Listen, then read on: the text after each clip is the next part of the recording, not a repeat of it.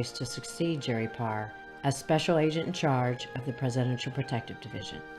In an endorsement, Director John Simpson stated, "After President Reagan was shot on March 30, 1981, Bob DeProspero was asked to take charge of the Presidential Protective Division, to put the special physical and technical guidelines in place to take security to a new and innovative level."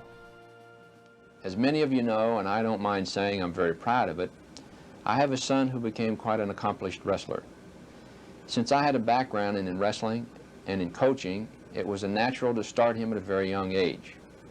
By the time he was a sophomore in high school, he knew much more about techniques and strategy than I ever professed to know. But as his coach, there was one thing I had to continuously communicate to him.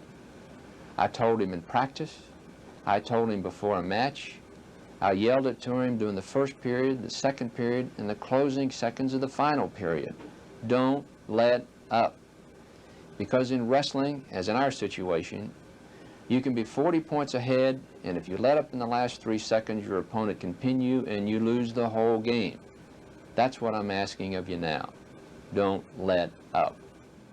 Quite frankly, I don't ever care about being criticized for overdoing, as long as we consider security our first priority and that we achieve that priority through intense professional effort. We can't afford to let up. And I've got to demand an outstanding job from you, not a mediocre one.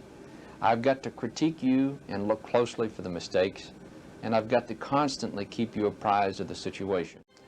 I learned from Augusta when the Secret Service conducted a little inquiry into the hostage-taking situation that we are always much better, as the President says, to negotiate from a position of strength.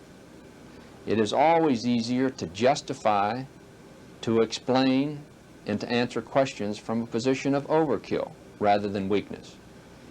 In the Augusta situation, I was able to say that the degree of security at the golf course was unprecedented, and it made it much easier. That's the position we always want to be in.